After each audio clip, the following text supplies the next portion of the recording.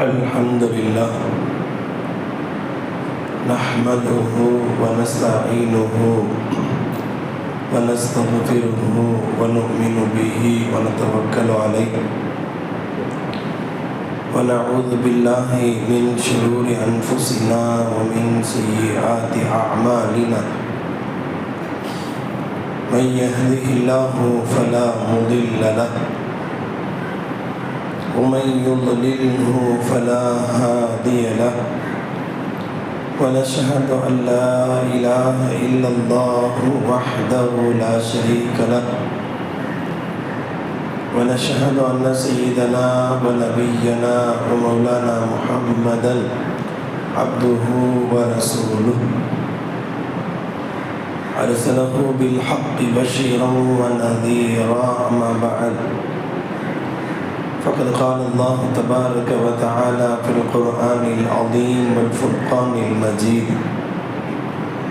أعوذ بالله من الشيطان الرجيم بسم الله الرحمن الرحيم إن الله وملائكته يصلون على النبي يا أيها الذين آمنوا صلوا عليه وسلموا تسليما اللهم صل على سيدنا محمد وعلى آل سيدنا محمد وبارك وسلم عليه اللهم صل على سيدنا محمد وعلى آل سيدنا محمد وبارك وسلم عليه اللهم صل على سيدنا محمد وعلى آل سيدنا محمد التي قرنت البركة بذاته ومحياه وتعطرت العوالم بطيب ذكره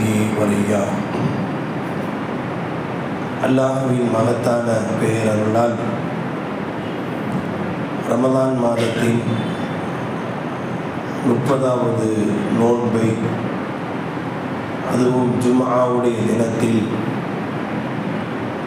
ரமலான் இன்னும் சிறிது நேரத்தில் சூரியன் மறைவோடு விடைபெறப் போகிற இந்த தருணத்தில்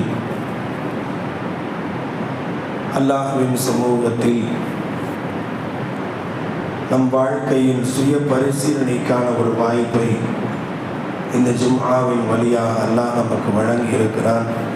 அல்ஹம்துலில்லாஹி ஹம்தன் கதீரன் தய்யிபன் முபாரகன் ஃபீ. மனித வாழ்க்கையில் எத்தனையோ நாட்கள் நினைவுபடுத்த வேண்டிய நினைவிற்குரிய நாட்களாய் இருக்கின்றன என்றாலும் ரமதானை போல நம் வாழ்க்கையில் ஒரு அழுத்தமான பதிவை ஏற்படுத்துகிற ஒரு நோன்பை, ஒரு ரமதானை, அது போன்ற நாட்களை நாம் பெற்றுக்கொள்ள முடியாது. ஒவ்வொரு மனிதருக்கும் அவருடைய பிறந்த நாள் ஒரு சிறப்பான நினைவூட்டலாக இருக்கலாம். அவருடைய திருமண நாள் சிறப்பான நினைவூட்டலாக இருந்திருக்கலாம். ஆனால் ஒரு இறை நம்பிக்கையாளரின் பார்வையில் அவனது வாழ்க்கையில் ஒரு மகத்தான மாற்றத்தை ஏற்படுத்துகிற ஒரு நாள், தனக்கும் ரப்புக்கும் மத்தியிலான தொடர்பை வலுவாக ஆக்குகிற ஒரு நாள் இருக்கிறது என்றால் அது ரமதானைத்தான் நாம் சொல்ல முடியும். இதுதான் யதார்த்தம். எனவே இந்த ரமதான் நம் வாழ்க்கையில் ஒவ்வொருவருக்கும் ஏதேனும் ஒரு மாற்றத்தை கண்டிப்பாக ஏற்படுத்தி இருக்கிறது. அதில் ஒரு துளியளவுக்கும் சந்தேகப்பட வேண்டியது இல்லை. இப்போது ரமதான் நம்மை விட்டு பிரிய போகிறது. இந்த சமயத்தில் நம்முடைய முன்னோர்கள் பெருமக்கள் ரமதானுடைய கடைசி நாளை, கடைசி ஜும்ஆவை அவர்கள் அல்வதா அல்வதா என்று விடைபெறுகின்ற ரமதானாய், ரமதான் நம்மை விட்டும் பிரிய போகிறது என்கிற அந்த ஏக்கத்துடனும் எதிர்பார்ப்புடனும், இந்த ரமதானை அடுத்து நான் எப்படி பெறுவேனோ என்கிற ஏக்கத்துடனும் கழித்திருக்கிறார்கள். உண்மையிலேயே அந்த ஏக்கம் ரமதானை உண்மையிலேயே நேசித்திருந்தால் கட்டாயம் அந்த ஏக்கம் நமக்கு வரும். அல்லாஹ் நமக்கு தௌஃபீக் செய்வானாக. அந்த பிரிவாற்றாமை, நாம் பிரிந்து போகிறோமே என்கிற அந்த துடிப்பும் இயல்பாகவே நம்முடைய கண்களில் கண்ணீரை வரவழைக்கும் என்பதுதான் உண்மை. இது நம்முடைய பார்வையில் ஒரு பக்கம் இருக்கட்டும். ஒரு 11 மாதம் பிரிந்து இப்போது நாம் இந்த ரமலானை பெற்று இந்த ஒரு மாதம் நிறைவடைகிறது. அந்த ஏக்கத்தை புரிந்து கொள்ள வேண்டுமானால், வெளிநாடுகளில் வசிக்கிறார்கள் அல்லவா தந்தையர்கள், அவர்கள் ஓரிரு வருடங்களுக்கு ஒரு முறை குடும்பத்தோடு வருவார்கள்.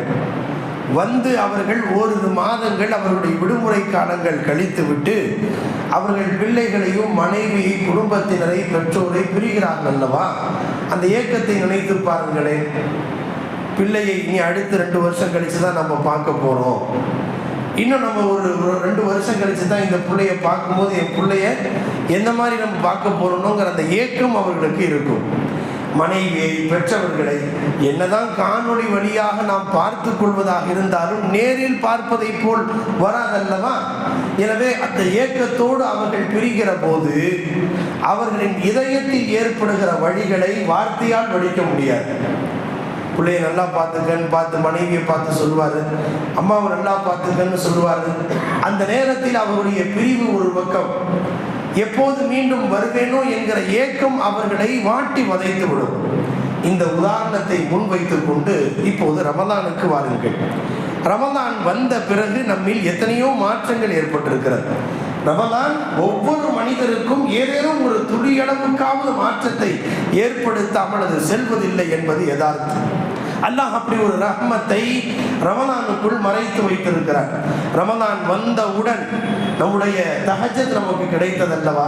ரமலான் வந்ததால் அதிகம் அழுகுவதற்கு வாய்ப்பு கிடைத்ததல்லவா.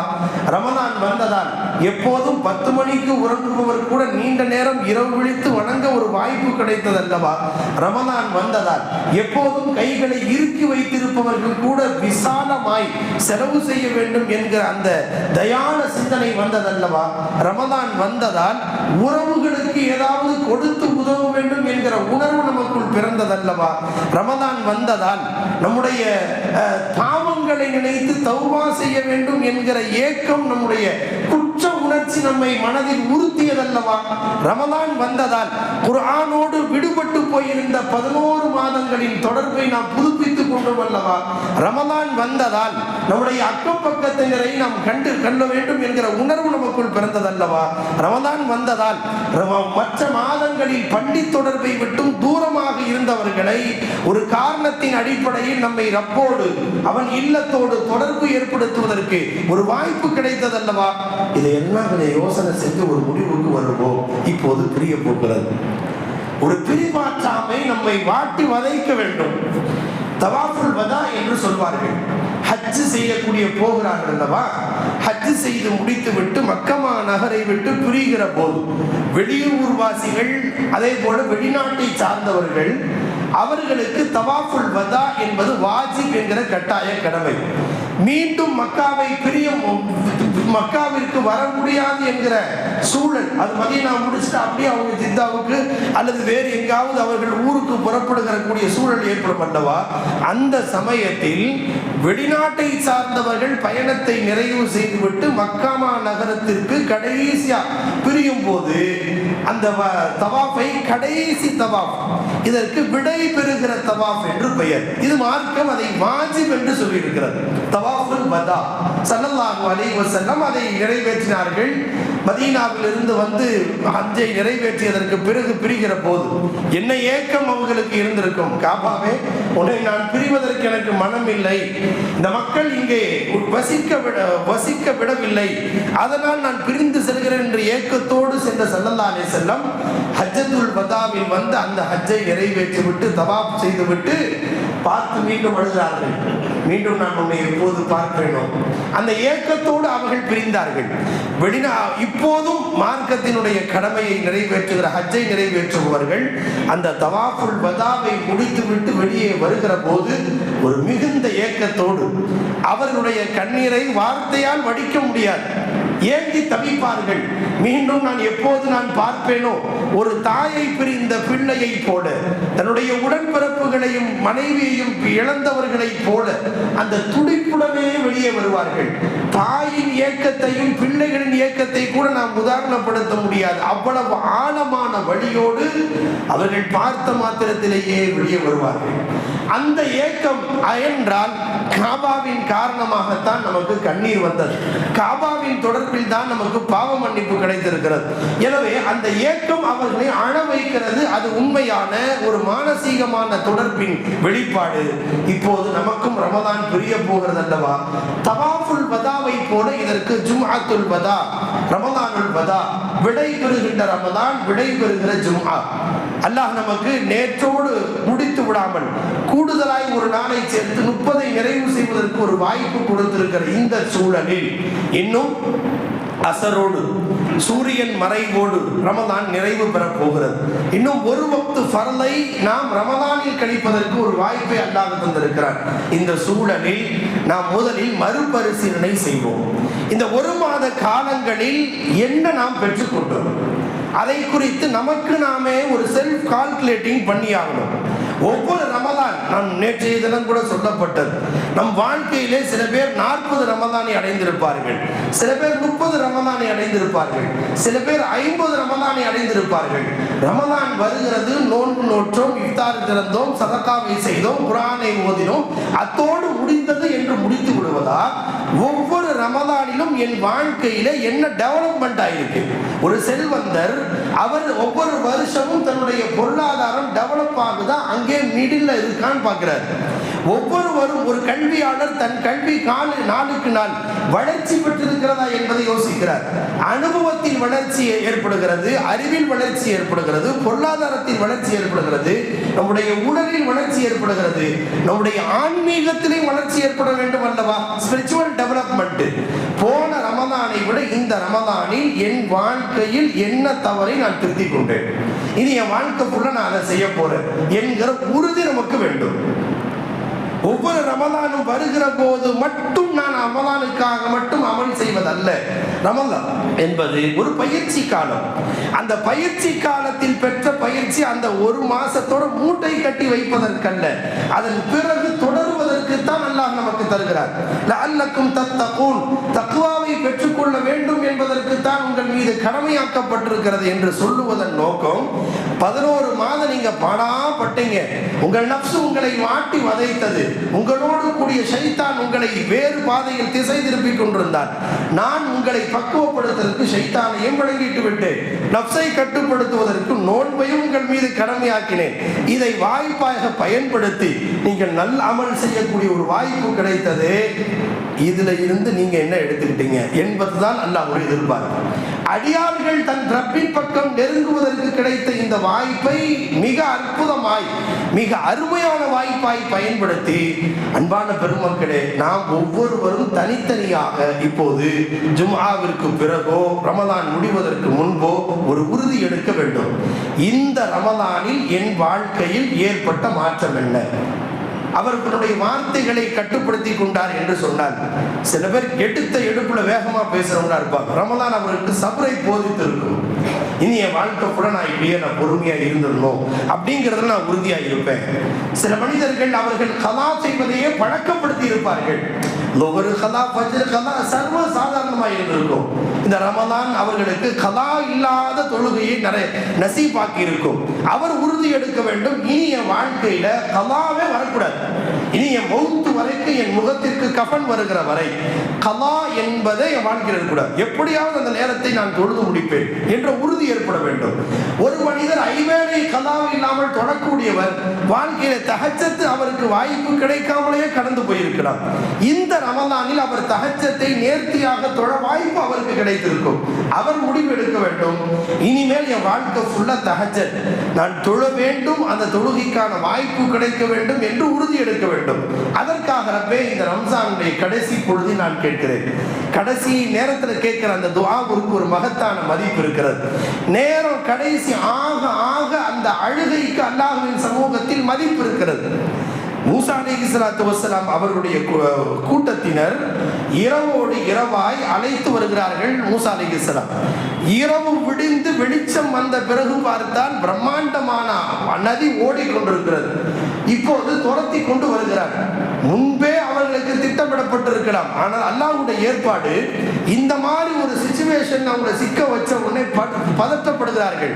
இன்னால முதுரக்குன், வசமாக நாங்கள் மாட்டிக்கொண்டோம் மூசாவே, முன்னால் போனால் மூழ்கி சாக வேண்டும், பின்னால் சென்றால் இவர்களினுடைய வெட்டுப்பட்டு நாங்கள் காயப்பட்டு தலை வெட்டி நாங்கள் துண்டாகி மூத்தா போகணும், இப்படி எங்களை வசமா மாட்ட வச்சுட்டீங்களேன்னு தடுமாறுறாங்க. இந்த சமயத்தில் கல்லா இன்னம ரப்பி சயஹதீன் அப்படிலாம் கிடையாது, என் ரப்பு என்னோடு இருக்கிறார், கட்டாயம் வழி காட்டுவான் என்று அவர்கள் அழுகிறார்கள். எல்லோரும் சேர்ந்து அழுகிறார்கள். கடைசி ஸ்டேஜில் அல்லாஹ் வாசலை திறக்கிறான். நெருங்கி வர வர வர என்ன மாதிரி தடுமாற்றம் இருந்திருக்கும், ஆகா என் உயிர் பிழைக்குமா பிழைக்காதா என்ற ஏக்கம் வர வர நெருங்கி வருகிற சமயத்தில் அல்லாஹ் பாதையை திறக்கிறான். இவர்கள் அத்துணை பேரும் உள்ளுக்குள் நுழைந்து காப்பாற்றப்படுகிறார். அப்ப கடைசி நேரத்தில் அல்லாஹ்வுடைய சமூகத்தில் கேட்கப்படுகிற துஆவிற்கு அல்லாஹ்வின் சமூகத்தில் மகத்தான மதிப்பு இருக்கிறது. அன்பானவர்களே, மீண்டும் இப்படி ஒரு அழுகையை பெறுவதற்கு 11 மாதம் காத்திருக்க வேண்டும். யாருக்கு அல்லாஹ் அந்த சமயத்தில் ஹயாத்தை நீட்டி வைத்திருக்கிறார் என்பது அவன் மட்டுமே தெரிந்த ரகசியம். மீண்டும் ஒரு சஹரை பெறுவதற்கு, மீண்டும் ஒரு இஃப்தாரை பெறுவதற்கு, மீண்டும் ஒரு தராவீகை பெறுவதற்கு இன்னும் 11 மாத காலங்களை நாம் காத்து கிடக்க வேண்டி இருக்கிறது. ஆனால் ரமலான் அல்லாத மீதும் 11 மாதங்கள் எத்தனையோ நோன்பு நோக்கலாம், விடுபட்டு போனதை கதா செய்யலாம். ஆனால் இந்த ரமலானில் பெற்ற அந்த பெரும் பாக்கியத்தை பெறுவதற்கு வாய்ப்பில்லை. ரமலானில் இருக்கிற ரஹ்மத்தை நீங்கள் அறிந்து கொண்டால், லவ் தஅலமு உம்மதி மா ஃபீ ரமலான், ரமலானில் இருக்கின்ற அந்த பாக்கியத்தை நீங்கள் அறிந்து கொண்டால், லதமன்னத் ஐயகுன ஸனத குல்லஹா ரமலான், வருடம் முழுக்க ரமலானாக இருக்காதா என்று ஏங்க ஆரம்பித்து விடுவார்கள். அப்படி ஒரு அருள் வளத்தை ரமலானில் மறைத்து வைத்திருக்கிறான் அல்லாஹ். நம்ம எல்லாம் அனுபவித்தோம். யதார்த்தம் அது. ரம்ஜான் மாசம் அல்லாத மற்ற நாள்ல பாவத்தின் மீது ஒரு கட்டுப்பாடு நமக்கு வரல. இப்போது சண்டை போடுற வேண்டே சண்டைக்கு எடுத்தாலும் ரம்ஜான் பார்த்து நடந்துக்க, நாமும் அட்வைஸ் பண்ணோம், பிறரும் நமக்கு அட்வைஸ் செய்தார்கள், நமக்குள் ஒரு கட்டுப்பாடு வந்ததல்லவா. எடுத்த எடுப்பிலேயே மனைவியின் வேகத்தில் அவர் மீது எரிந்து விழுபவர்கள் கூட ரம்ஜான் மாசம் கொஞ்சம் வாயை கட்டுப்படுத்தும், சும்மா தேவையில்லாம சண்டை போடக்கூடாது என்று தனக்குள் ஒரு செல்ஃப் கண்ட்ரோலை இந்த ரமலான் ஏற்படுத்தியது. ரமலான் அல்லாத காலத்தில் ஊர் சுற்றி தன் பார்வையை கெடுத்தவர்கள் கூட ரமலான் மாசம் தப்பு செய்யக்கூடாது என்று ஒரு குற்ற உணர்ச்சி அவர்களை உறுத்தியதல்லவா. இது ரமலான் கொடுத்திருக்கிற நமக்கான ஒரு வாய்ப்பு. அப்ப ஒவ்வொருவரும் அவரவர் தரப்பில் இந்த ரமலானை பெற்றிருக்கிறார்கள் அல்லவா. இதைத்தான் ஸல்லல்லாஹு அலைஹி வஸல்லம் குறிப்பிடுகிறார்கள். ரமலானில் என்ன பாக்கியம் இருக்கிறது, என்ன ரஹமத் இருக்கிறது, எப்படிப்பட்ட சூழல் இருக்கிறது என்பதை மட்டும் என் உம்மத்து சரியா புரிஞ்சுக்கிட்டாங்கன்னா, ஆகா 11 மாசம் ரம்ஜானா இருந்தா நல்லா இருக்குமே ஏங்க ஆரம்பிச்சிருவாங்க, ஆசைப்பட்டு துடிக்க ஆரம்பிச்சிருவாங்க. ரமலான் அவர்களுக்கு பிரிகிற போது அவர்கள் கண்ணீர்களை துடைக்குவதற்கு வழி இல்லாமல் தவிப்பார்கள். அப்படிப்பட்ட ஏக்கம் ஏற்படும். ஒன்றை தெரிந்து கொள்ளுங்கள், ஒரு மனிதர் ரமலானில் வேண்டுமென்றே தக்க காரணமின்றி ஒரு நோன்பை விட்டு விட்டார் என்று வைத்துக் கொள்ளுங்கள். அவர் அந்த நோன்புக்கு பகரமாக நம்ம நோன்பை விட்டு விட்டோமே என்று அவருக்கு உணர்வு ஏற்பட்டு மீண்டும் அவர் ஒரு நோன்பை ரமலானுக்கு பிறகு வைத்தால் மார்க்க சட்ட அடிப்படையில் நோன்புக்கு நோன்பு கதா ஆயிடும். ஆனால் ஸல்லல்லாஹு அலைஹி வஸல்லம் என்ன சொன்னாங்க தெரியுங்களா, கசியாமி தஹர், அதாவது இனி வருஷம் பூரா காலம் முழுக்க இந்த ஒரு ரமலானில் விட்ட ஒரு நோன்புக்கு பகரமாக மௌத்தா போற வரைக்கும் எவ்வளவு காலம் நோன்பு நோற்றாலும் இந்த ஒரு நோன்புக்கு பகரமாக ஈடாகாது. அவ்வளவு பெரிய பாக்கியம் இந்த ரமலானுக்குள் இருக்கிறது. அன்பான பெருமக்களே, அந்த ரமலான் இப்போது நம்மை விட்டு பிரிய போகிறது. இப்போது நம்மை நாம் பரிசீலனை செய்வோம். குர்ஆனில் அல்லாஹ் ஜல்ல ஷானஹு தஆலா சும்மா அவுரஸ்னல் கிதாப் அல்லதீன இஸ்தஃபைனாஹும் மின் இபாதினா, வேதத்தை பெற்றுக்கொண்ட வராசத்தாக பெற்றுக்கொண்ட பெருமக்கள் மக்கள் அவர்களில் 3 பிரிவினர்களை பட்டியலிடுகிறார். ஒன்றாவது, குர்ஆனின் படி தங்களின் வாழ்வை எப்படி அமைத்துக் கொண்டார்கள், குர்ஆனுடைய போதனைகளை, பயான்களை, அறிவுரைகளை, மார்க்க விஷயங்களை கேட்டு அமல் செய்பவர்களை பற்றி அல்லாஹ் 3 பிரிவினராய் பிரிக்கிறார். மின்ஹும் ஸாலிமுன் லினஃப்ஸி, ஒன்றாவது தரப்பினர் யார் என்றால், ரம்ஜான் மாசத்துக்கு முன்னால் எப்படி இருந்தாங்களோ அவர்கள் ரமதான் மாசத்துலையும் அப்படி இருந்தாங்க. அவர்களிலே எந்த மாற்றமும் இல்லாமல் தனக்குத்தானே அநியாயம் செய்து கொண்டார்கள். அப்படி ஒரு சொற்பமான பிரிவினர் இருந்தார்கள். தனக்குத்தானே அநியாயம் செய்து கொண்டார்கள். பாவத்தை விட்டொழிக்கவில்லை, இபாதத்தின் பக்கம் கவனம் செலுத்தவில்லை, அல்லாஹ்வின் இல்லத்தின் பக்கம் வந்து செல்ல வேண்டும் என்கிற அக்கறை உணர்வு இல்லை. எப்போதும் போல பிசினஸ், துன்யா, அது இது என்ஜாய், இப்படியே அவர்கள் போய் கொண்டிருந்தாங்க. இரண்டாவது பிரிவினராய் அல்லாஹ் சொல்றான், இரண்டாவது நடுநிலையாளர்கள். ரமலான் அல்லாத 11 மாதத்தில் முன்பின்னாக இருந்திருக்கலாம். அந்த மாசம் பிறந்தோடனே ஆகா ரம்ஜான் மாசம் வந்துருச்சு, தொழுகாம இருந்தா தப்பா போயிடுமே, அதான் செய்யக்கூடாது, நைட்டு தராபி இருக்குது, சகருக்கு நாம் எதிர்த்து தகச்சதாவது தொழுகணுமே என்று அவர்களுக்குள் அவர்களை அறியாமலேயே ஏற்பட்ட அந்த உணர்ச்சி வெளிப்பாட்டாய் கொஞ்சம் கொஞ்சம் அமல் செய்தவர்கள், சதக்காவை நிறைவுபடுத்தியவர்கள். ரம்ஜான் மாசம் வந்து கூட குர்ஆன் ஓதாம இருந்தா தப்பாச்சே, மற்ற மாசம் தான் ஓத முடியல, இந்த மாசமாவது கொஞ்சம் ஓதணுமே என்று அவர்களுடைய அந்த உணர்வின் தூண்டுதலால் அவர்கள் குர்ஆனை திறந்து ஓதியவர்கள், அல்லாஹ்வோடு கொஞ்சம் கொஞ்சம் அழுதவர்கள், இரவை எப்போதும் போல் உறங்கி கழிக்காமல் சற்று அவர்கள் விழித்திருந்து வணங்க முற்பட்டவர்கள். இவர்கள் முக்தஸின் என்று அல்லாஹ் சொல்கிறார். இரண்டாவது நடுநிலையாளர்கள். மூன்றாவது பிரிவினை பற்றி சொல்கிறான், மூன்றாவது பிரிவினர் ரம்ஜான் மாசம் அல்லாத மற்ற காலத்திலேயே அவங்க கரெக்டா அமல் செய்யறவங்க தான். ஐவேளை தொழுகையை கலா செய்யாமல் தொழுபவர்கள், நோன்பு நோற்பவர்கள், மற்றவர்களை செய்பவர்கள், நஃபிலான வணக்கங்கள் ஈடுபடுபவர்கள், மற்ற நாட்களிலும் சதக்கா கைராத்தை சிறப்பாக செய்பவர்கள். ரம்ஜானுக்குன்னு ஒரு ஸ்பெஷல் இருக்கா இல்லையா? அப்ப நான் அதை கூடுதலாக பெற்றுக்கொள்ள வேண்டும் என்பதற்காக இரவு விழிப்பதை ஒரு பாக்கியமாக நினைத்து அவர்கள் கூடுதலாக அவர்கள் விழிப்பவர்கள். சாபிக்கும் பில் கைராத், நன்மையான விஷயங்கள் எதுவாக இருந்தாலும் தான் முந்திக் கொள்ள வேண்டும் என்று விரும்புபவர்கள். எந்த இபாதத்தாக இருந்தாலும், நீ ஒரு குர்ஆன் முடிச்சியா, நான் 2 குர்ஆன் எனக்கு ஓதி முடிச்சாங்க இந்த ரம்ஜானுக்குள்ளார், குடும்பத்திலும் மற்றவர்களுடனும் போட்டி போடுவார்கள். நன்மையான விஷயங்களில் சதகா செய்வதில், குர்ஆன் ஓதுவதில், இபாதத் செய்வதில் போட்டி போட்டுக்கொண்டு முயற்சி செய்வார்கள். இந்த போட்டி போட்டு முந்திக் கொள்ள வேண்டும் என்கிற உணர்வு தானா வராது. பிஇذنில்லாஹ், அல்லாஹ்வின் அனுமதியோடு தான். அல்லாஹ் பார்த்து யாருக்கு அந்த வாய்ப்பு தர்றானோ அவர்களுக்கு தான் இது வரும் என்றும் அல்லாஹ் அந்த ஆயத்தை சொல்லி, அது ஃபதுலுல் கபீர், ஒரு மகத்தான பேரருள் என்று அல்லாஹ் சொல்கிறார். இப்போது நாம் நினைவில் கொண்டு வந்து மறுபரிசீலனை செய்வோம். நாம் இந்த 3 கேட்டகரியில எந்த லிஸ்ட்ல நம்ம இருக்கிறோம்? ரமலானுக்கு முன்பு இருந்ததை போலவே ரமலானிலும் நாம் கழித்திருக்கிறோமா? ரமலான்ல மட்டும் அமல் செய்யறவங்களா நம்ம இருந்திருக்கிறோமா? அல்லது ரமலானுக்கு முன்பு இருந்ததை விட என் வாழ்க்கையில், என் அமல்களில், என்னுடைய குணத்தில், என்னுடைய பக்குவத்தில், என்னுடைய தக்குவாவில் நான் கூடுதலாக டெவலப்மெண்ட் ஆகணும் என்கிற உணர்வு நமக்குள் பிறந்திருக்கிறதா?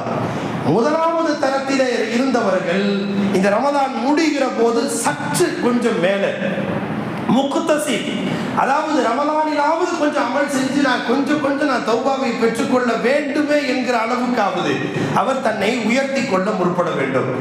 நடுநிலையாக ரமலானில் மட்டும் அமல் செய்பவர்களாக நாம் இருந்திருந்தால் நம்ம அடுத்த ஸ்டேஜுக்கு நம்ம முன்னேறணும். சாபிக்கும் பில் கைராத், நான் ரமலானுக்கு பிறகும் என் வாழ்க்கையிலே நல் அமல்கள் எதுவாக இருந்தாலும் அதை விரைந்து செய்வேன், அதற்கு முயற்சி செய்வேன் என்கிற உணர்வு நமக்குள் பிறக்க வேண்டும். எனவே அப்படிப்பட்ட உணர்வு நமக்கு வந்திருக்கிறதா என்பதை அவரவருடைய சுய பரிசீலனைக்கே நாம் விட்டு விடுகிறோம். யோசனை செய்யுங்கள். ரமலான் நமக்கு கிடைத்ததன் அசல் நோக்கம் என்ன தெரியுங்களா? மன்னிப்பு கிடைக்கணுங்கிறதா. மன்னிப்பு நமக்கு கிடைக்க வேண்டும். எனவே தான் ரமலானுடைய நோக்கத்தை குறித்து ஆசான் பெருந்தகை அடிக்கடி ஒரு வார்த்தை சொல்வாங்க. ஒரு வீட்டிலே திருமணம் நடந்து இருக்கிறது. அந்த திருமணத்திற்காக பத்திரிகை அடிப்பார்கள், மண்டபத்தை புக் செய்வார்கள், சமையலுக்கு ஏற்பாடு செய்வார்கள், ஆங்காங்கே பர்ச்சேஸ் வேலைகள் நடக்கும், நகைகள் வாங்கப்படும், துணிமணிகள் வாங்கப்படும், எல்லா ஏற்பாடுகளும் தடபுடலாக நடந்து கொண்டிருக்கும். இதையெல்லாம் செய்வதால் மட்டுமே திருமணம் முடிந்து விடுமா? இல்லை. திருமணத்தினுடைய அடிப்படை அசல் ஃபர்து என்ன? ஈஜாபு கபூல் என்பதுதான். இன்னாரை நான் நிக்காக செய்து கொண்டேன், ஒப்புக்கொண்டேன்ங்கிற வார்த்தை சொல்றோம் பாருங்க, இதுதான் நிக்காவுடைய ஃபர்து. இந்த 2 ஃபர்து 2 நிமிஷத்துல முடிகிற விஷயம். அது இந்த 2 ஃபர்தை நிறைவேற்றுறதுக்கு தான் இவ்வளவு பெரிய பிரம்மாண்டமான ஏற்பாடு. பல லட்சங்களை அது முறையாகவோ முறையற்ற வழியிலோ நாம் செலவு செய்யப்படுகிறது. இப்போது விஷயம் என்னன்னா, நிக்காஹில் எவ்வாறு ஈஜாபு கபூல் என்பது அசல் பாயிண்ட். இதை சுற்றிலும் எத்தனையோ விஷயங்கள் கூடுதலாக எக்ஸ்ட்ரா விஷயங்களாக உபரியாக செய்யப்படுபவை அல்லவா.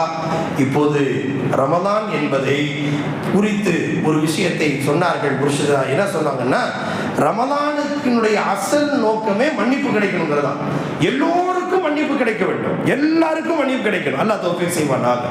அந்த மன்னிப்பு கிடைப்பதற்காக அல்லாஹ் நபியின் மூலமாக பல ஆசைகளை ஊட்டுகிறார். ஷைத்தான் விலங்கிடப்பட்டது, சொர்க்கத்தின் வாசல் திறக்கப்பட்டது, நரகத்தின் வாசல் மூடப்படுகிறது. ஒரு ஃபரதுக்கு 70 ஃபரதுடைய நன்மை, ஒரு நபிலுக்கு ஃபரதுடைய நன்மை, இந்த இரவு தொழுகையிலே நன்மை கிடைக்கிறது. இதெல்லாம் சொல்றதன் அசல் நோக்கம் எப்படியாவது மன்னிப்பு அடைஞ்சுக்கணுங்கிறதா, எப்படியாவது மன்னிப்பை பெற்றுக்கொள்ள வேண்டும் என்பது. எனவேதான் ரமலானில் செய்கிற அமல்கள் அனைத்திற்கும் கூலியாக அல்லாஹ் எதை சொல்கிறான் என்றால், திரும்ப திரும்ப அல்லாஹ் சொல்றது மன்னிப்பு மன்னிப்பு மன்னிப்பு. யார் ரமலானில் நோன்பு நோக்கிறாரோ நன்மை நாடி உஃபிர் லஹு மா தக்கத்தம் மின் தம்பி, அவருடைய முன் செய்த பாவம் மன்னிக்கப்படும். மன் காம ரமலான ஈமான வஹ்திசாபன், யார் ரமலானில் இரவில் நின்று வணங்குகிறாரோ அவருக்கு முன் செய்த பாவங்கள் மன்னிக்கப்படும். யார் லைலத்துல் கத்ரில் விழித்திருந்து வணங்குகிறாரோ அவருக்கு முன் செய்த பாவங்கள் மன்னிக்கப்படும். ரமலானிலே யார் இந்த வணக்கங்களை புரிகிறார் அவருக்கு மன்னிப்பு கிடைக்கும். லைலத்துல் கத்ரை பெற்றுக் கொண்டால் என்ன கேட்க வேண்டும்? சொர்க்கத்தை அல்ல, மன்னிப்பை தான் கேட்க வேண்டும். ஆயிஷா ரலியல்லாஹு அன்ஹா கற்றுகிறார்கள். இப்ப திரும்ப திரும்ப திரும்ப ஏன் பெருநாள் தொழுகையை நிறைவு செய்து விட்டு வெளியே வருகிற போது அல்லாஹ் அவர்களுக்கு என்ன அறிவிப்பு செய்யறன்னா, அவங்க எல்லாரையும் மன்னிச்சிட, நீங்க எல்லாரும் சாட்சி. மன்னிப்பு என்ற ஒரு தலைப்பை மையமாக வைத்துத்தான் திரும்ப திரும்ப நமக்கு நினைவூட்டப்படுகிறது அல்லவா. ரமலான் வந்ததன் நோக்கம் நம் வாழ்க்கையின் கடந்த காலத்தில் ஏற்பட்ட அத்தனை பாவங்களும், அது சிறியதோ பெரியதோ, மறைமுகமாக செய்ததோ பகிரங்கமாக செய்ததோ, கூட்டாக சேரு செய்ததோ தனியாக செய்ததோ, வாலிபத்தில் செய்ததோ வயோதிகத்தில் செய்ததோ, எல்லா பாவம் மன்னிக்கப்படும். அதனால தான் ஸல்லல்லாஹு அலைஹி வஸல்லம் ரமலானை அடைந்தும் யார் அமல் செய்யவில்லையோ அவர் நாசமடையட்டும்னு துஆ செய்யல. ரமலானை அடைந்தும் சொர்க்கத்தை யார் கேட்கவில்லையோ அவர் நாசமடையட்டும் துஆ செய்யப்படல. ரமலானை அடைந்தும் யார் குர்ஆனை தொடவில்லையோ அவர் நாசமடையட்டும்னு சொல்லல. ரமலானை அடைந்தும் இரவு வணக்கத்தை யார் செய்யவில்லையோ அவர் நாசமடையட்டும் சொல்லல. என்ன வார்த்தை சொன்னாங்க? எந்த வார்த்தைக்கு அவர்கள் ஆமீன் சொன்னார்கள்? பஉத மன் அத்ரக ரமலான் வலம் யுஃபர் லஹு, யார் ரமலானை அடைந்தும் மன்னிப்பு கிடைக்கவில்லையோ அவர் நாசமடையட்டும். இப்ப என்ன புரிகிறது என்றால், இந்த எல்லா அமல்கள், குர்ஆன் ஓதியது, இரவு வணக்கம் வணங்கியது, சஹர் செய்தது, தஹஜ்ஜத் தொழுதது, இஃப்தார் வணங்கியது, நோன்பு நோற்றது, சதகா செய்தது, ஜகாத்துகளை வாரி வழங்கியது, இரவில் கெஞ்சியது, பகலில் கெஞ்சியது, உதவியது, இது எல்லாத்தினுடைய அசல் நோக்கம் மன்னிப்பு கிடைக்க வேண்டும், மன்னிப்பு கிடைக்கணும். நம் முழுமையா சுத்தி கழுகு சுத்தப்படுத்தப்பட வேண்டும். அதுதான் அசல் நோக்கம். அந்த மன்னிப்பு நமக்கு கிடைத்திருக்கிறதா என்பதை செக் பண்ணி பார்க்கணும். நம்ம தான் மன்னிப்பு கிடைத்திருக்கிறது என்பதற்கு அடையாளம் என்ன தெரியுங்களா? நம்முடைய கடந்த கால பாவங்கள் எல்லாம் மறக்கடிக்கப்பட வேண்டும். நம்ம செஞ்ச தப்பு நம் ஞாபகத்துக்கே வரக்கூடாது. அது மன்னிப்பிற்கான அடையாளம் என்கிறார்கள். நம் ரப்போடு உரையாடுகிற போது நம்மை அறியாமலேயே தாரை தாரையாய் கண்களில் கண்ணீர் வருகிறது. அது மன்னிப்புக்கான அடையாளம் என்கிறார்கள் மார்க்க அறிஞர்கள்.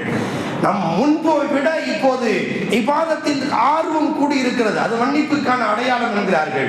ஒரு தவறை செய்வதற்கு துணிச்சல் வரவில்லை, மனதுக்குள் ஒரு தூண்டுதல் இல்லை, வெறுப்பு ஏற்படுகிறது அப்படின்னு ஒரு விதமான வெறுப்பு ஏற்படுகிறது. அது மன்னிப்புக்கான அடையாளம் என்கிறார்கள். இப்போது நமக்கு நாமே பரிசீலனை செய்வோம். அல்லாஹ்வின் சமூகத்தில் மன்னிப்பு கிடைத்திருக்கிறதா, ரமலானை அப்படி கழித்திருக்கிறோமா என்பதை மனதுக்குள் நாம் யோசனை செய்வோம். இந்த ரமலான் இப்போது இன்னும் சிறிது நேரத்தில் பிரிய இருக்கிறோம். நாம் ரமலானுடைய கடைசி பொழுது இந்த ஜும்ஆவை அல்லாஹ் நமக்கு வாரி வழங்கி இருக்கிறான். இப்போது ரமலான், இப்போது ஜும்ஆவை நிறைவு செய்த அந்த தருணத்தோடு அவசரமாய் புழப்ப பார்க்கலாம். வருஷம் பூரா புழப்ப பார்க்கிறதா யார் இல்லைன்னு சொன்னா, இப்போது நாம் தனித்தனியாக நம் ரப்போடு உரையாடுறப்ப, இந்த ஒரு மாசத்துல எனக்கு என்ன கொடுத்த, நான் எதை பெற்றுக்கொண்டேன் என்பதாக தனித்தனியாக அவர்கள் யோசிக்க வேண்டும். நாம் யோசித்து ஒரு முடிவுக்கு வருவோம். யா அல்லாஹ், இந்த ரமலான்ல இருந்து ஏதாவது ஒரு அமலை என் வாழ்க்கை ஃபுல்லா நான் செய்ய போறேன். அது ஏதாவது ஒரு அமல். நேற்றைய தினம் கூட சொல்லப்பட்டது.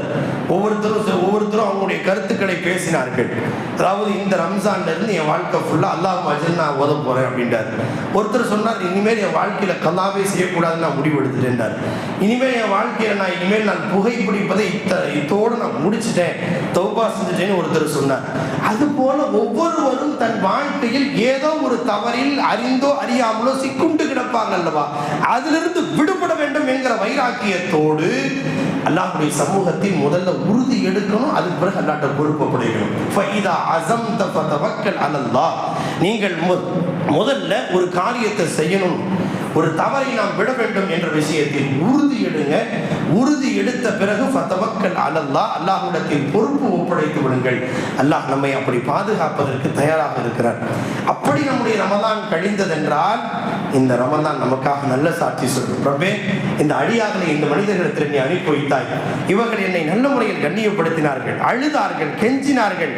இவர்களை ஏன் சார்பா நீ இவங்க எல்லாரையும் மன்னிச்சிடுறப்பேன்னு ரமலான் நமக்காக பேசும், குர்ஆன் நமக்காக பேசும். இந்த இரவு வணக்கத்தை அல்லாஹ் பேச வைப்பார். நேற்று தினம் சொல்லப்பட்டது போல இந்த மிம்பருக்கு கூட உணர்வை அல்லாஹ் தந்திருக்கிறார். அது நமக்காக பேசும். ரப்பே, இந்த அடியார்கள் என்னை சந்தித்தார்கள் என்று பேசும் அல்லவா, அந்த சாட்சிக்கு அல்லாஹ்வின் சமூகத்தில் ஒரு மகத்தான மதிப்பு இருக்கிறது. இன்னஸ்ஸியாம் வல் குர்ஆன் யஷஃபஆன் யௌமல் கியாமா. மறுமை பொழுதில் யாரும் என்ன செய்வோம் ஏது செய்வோம் என்று துடியாய் துடித்துக் கொண்டிருக்கிற நேரத்தில் எனக்காக பரிந்து பேசுவதற்கு சிபாரிசு செய்வதற்கு ஆள் இருக்காதா என்று ஏங்குவோமே. பெற்ற தகப்பனும் பெற்ற தாயும் ஓடுவார்கள், தான் பெற்று வளர்த்த பிள்ளைகள் எல்லாம் ஓடுவார்கள். ஓடுற நேரத்தை எனக்காக அப்படின்னு நினைப்போம் பாருங்க. அந்த சமயத்துல இந்த ரமதானில் அழுத அந்த அழுகை இருக்கிறதோ அது பேசும், அந்த கண்ணீர் பேசும், அந்த முடிகள் பேசும் அல்லவா. யாரெல்லாம் இந்த ரமலானை நல்லா படிச்சு பயன்படுத்தி கொண்டான், ஏன் சார்பா எனக்கு ஒரு வாய்ப்பு கொடு, இவங்க எல்லாம் நீ சொர்க்கத்துக்கு அனுப்பு நல்லா சொல்லுவாங்க இல்லையா. அந்த பட்டியல் நாம் இடம்பெற வேண்டாமா? நாம் அதை பெற வேண்டும் என்ற ஆசை நமக்கு வேண்டாமா? எனவே இந்த ரமலானுடைய கடைசி பொழுது நம்முடைய அழுகையிலையும் கண்ணீரும் கம்பளையுமாய் முழுமையாய் அல்லாஹ்வின் சமூகத்தில் நாம் கெஞ்சுவோம். கருணை உள்ள ரப்பே, இந்த ரமலானை நல்ல முறையில் எங்களுக்கு நீ வழங்கினாய். அதை எப்படி முறையாக கண்ணியப்படுத்த வேண்டுமோ அந்த விஷயத்தில் நாங்கள் குறை செய்து விட்டோம் என்பதை மனதார உணர்கிறோம். கடைசி பொழுதில் நீ ஜும்ஆவை நீ வழங்கி இருக்கிறாய். நாங்கள் உன்னிடத்தில் மனமாற அத்தனை பேரின் சார்பாகவும் எல்லோரும் நாங்கள் கெஞ்சுகிறோம். ரப்பே, எப்படியாவது எங்களை இந்த ரமலானை நல்ல கண்ணியப்படுத்தியவர்களாய் எங்களை நீ ஆக்கி அருள் புரிவாயாக. ரமலானே, எங்களுக்காக நீ நல்ல சாட்சி சொல்வாயாக. ரமலானே, எங்களுக்கு எதிரான கண்ணிய குறைவாக நடந்து கொண்டதாய் சாட்சி சொல்லாமல் எங்களை நீ பாதுகாத்து அருள் புரிவாயாக. குர்ஆனே, எங்களுக்காக நீ நல்ல சாட்சி சொல்வாயாக. நீ உன்னை கண்ணியப்படுத்த வேண்டிய முறையில் நாங்கள் கண்ணிய குறைவு செய்திருந்தாலும் நீ என்னை மன்னித்திடுவாயாக. மறுமையிலும் பர்ஸகிலும் எங்களுக்கு நீ சிபாரிசு செய்யக்கூடியதாக நீ ஆகிடுவாயாக. சஹரும் தஹஜ்ஜத்தும் இஃப்தாரே, நீ எங்களுக்காக நல்ல சாட்சி சொல்வாயாக. எல்லா நிலைகளிலேயும் தட்டு தடுமாறி இருக்கிற மறுமை பொழுதில் உங்களுடைய சிபாரிசையும் நாங்கள் ஆதரவு வைக்கிறோம். யா அல்லாஹ், இதை நீ கபூல் செய்வாயாக. வ ஆகிரு தஅவானா அனில் ஹம்துலில்லாஹி ரப்பில் ஆலமீன்.